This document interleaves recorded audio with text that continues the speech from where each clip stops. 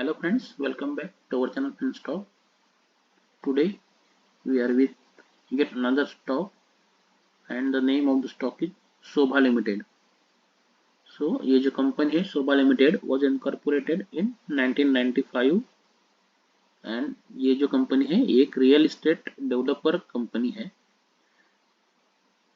तो ये जो कंपनी है अगर हम इसका एनालिसिस करते हैं तो company is engaged in construction to operations of townships, housing project, commercial premises and other related activities. So ये टाउनशिप बनाती है, हाउसिंग प्रोजेक्ट्स लेती है, कमर्शियल प्रॉपर्टीज जो रहती है प्रीमाइसेस वो बनाती है।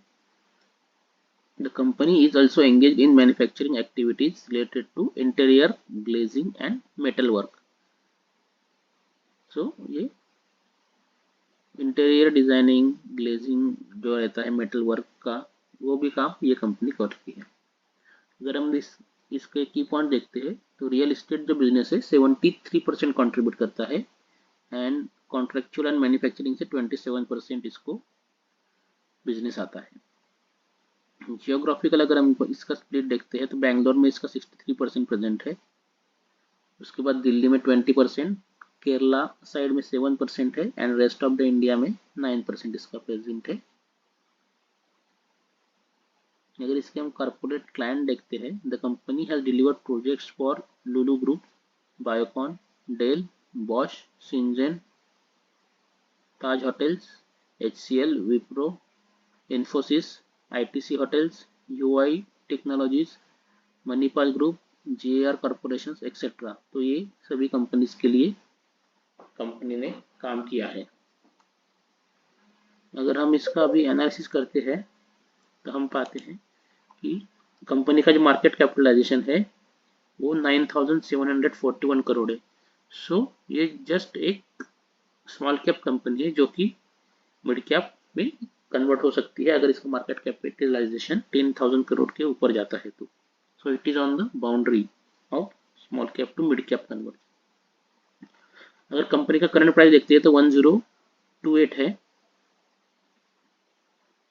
कंपनी का जो हाई है वो 1089 है और लो 412। तो कंपनी उसके 52 वीक हाई के पास ट्रेड हो रही है। बुक वैल्यू 263 है।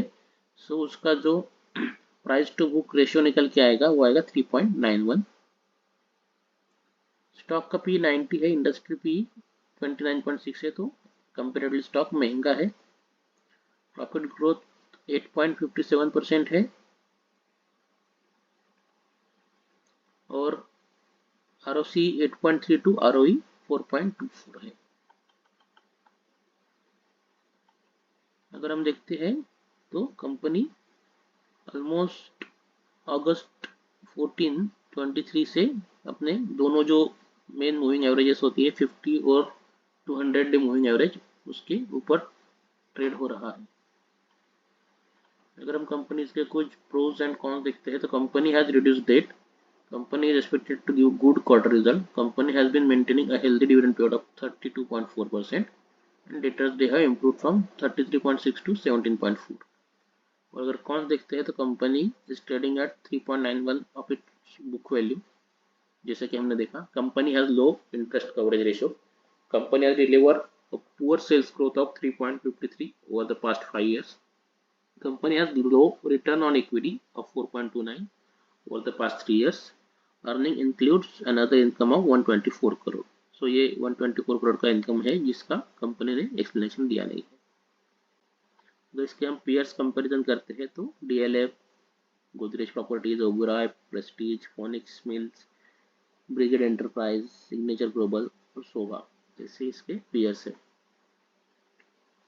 अगर हम इसका क्वार्टरली सेल्स देखते हैं तो क्वार्टर सितंबर 2020 से ये 522 करोड़ का इंक्रीज होते होते अभी जो है 900 करोड़ के आसपास आया है। बीच में सितंबर में फिर से कम हुआ है थोड़ा 750 करोड़ के आसपास।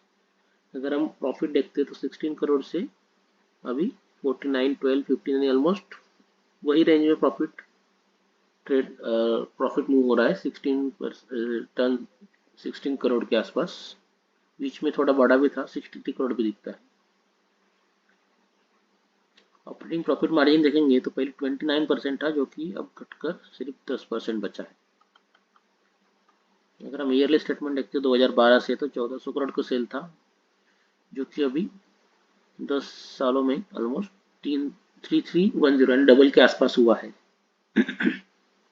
प्रॉफिट भी 210 करोड़ था, जो कि अभी घटकर 100 करोड़ के आसपास आया है।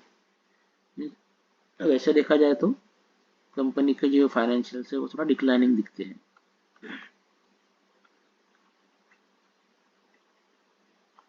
शेयर होल्डिंग पैटर्न अगर देखते हैं तो 52% प्रोमोटर होल्डिंग थी, जो कि अभी इंक्रीज होने लगी है मार्च 2023 से, और अभी 52.28% है। एफआई की 15% थी, जो कि 11%, सो एफआई ने स्टॉक बेचा है। डीआई ने 13% से 14.95 15% हुआ है, तो डीआई ने माल खरीदा है, शेयर्स खरीदे हैं। पब्लिक की 18.71 थी, जो कि 21.5, पब्लिक ने भी माल लिया है, सो एफआई ने बेचा है, प्रमोटर डीआई और पब्लिक ने माल खरीदा है। The main reason we are discussing this stock is, अगर आप देखते हैं तो 2008 के बाद ये स्टॉक अभी 2023 के एंड में, यानी ऑलमोस्ट देखोगे तो 15 साल बाद ये स्टॉक अपने एक ब्रेकआउट लेवल के पास आया है। ऑल टाइम हाई जो लेवल था उसके जस्ट थोड़ा नीचे ही ये अभी ट्रेड होने लगा है। सिर्फ 15 साल का एक कप पैटर्न हम इसे बोल सकते हैं। इसका अगर ये ब्रेकआउट देता है, अगर इसके ऊपर क्लोज होता है, जो कि अभी लेवल है 1088, यानी 1100 के ऊपर अगर ये क्लोज होता है, तो इसमें एक अच्छा खासा अपमूव आ सकता है। इसके लिए हम इसे डिस्कस कर रहे हैं। ये मंथली कैंडल है।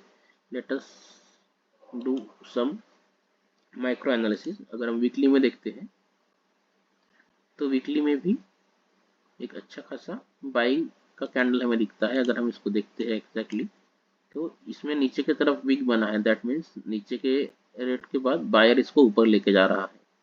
सो एक बाइंग इंटरेस्ट में दिखाई देता है।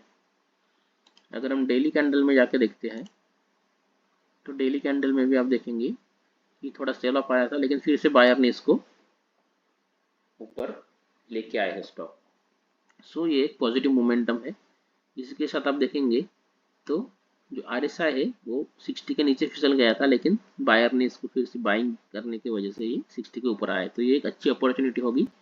अगर ये स्टॉक 1048 1050 के ऊपर आप बाय करते हैं तो एक अच्छा खासा इसमें हम अप मूव देख सकते हैं। लेकिन ये कोई रिकमेंडेशन नहीं है, आप इसको खुद स्टडी कीजिए और फिर डिसीजन लीजिए। इसमें एक आप स्टॉप लॉस भी हम लग सकते हैं। एक अच्छा रिस्क टू रिवार्ड हमें मिल सकता है इसमें। अगर हम देखते हैं तो ये जो लास्ट स्विंग है ऑलमोस्ट 10% का हमें इसमें रिस्क दिखता है। उसके अगेंस्ट में हम अगर 1:2 भी देखते हैं तो this is quite a achievable target. So Shobha में हम एक अच्छी खासी अपॉर्चुनिटी देख सकते हैं और एक ट्रेड का मौका हमें इसमें दिखता है। तो अभी के लिए इतना ही सर फ्रेंड्स। लाइक करें, शेयर करें, चैनल को सब्सक्राइब करें। Thank you.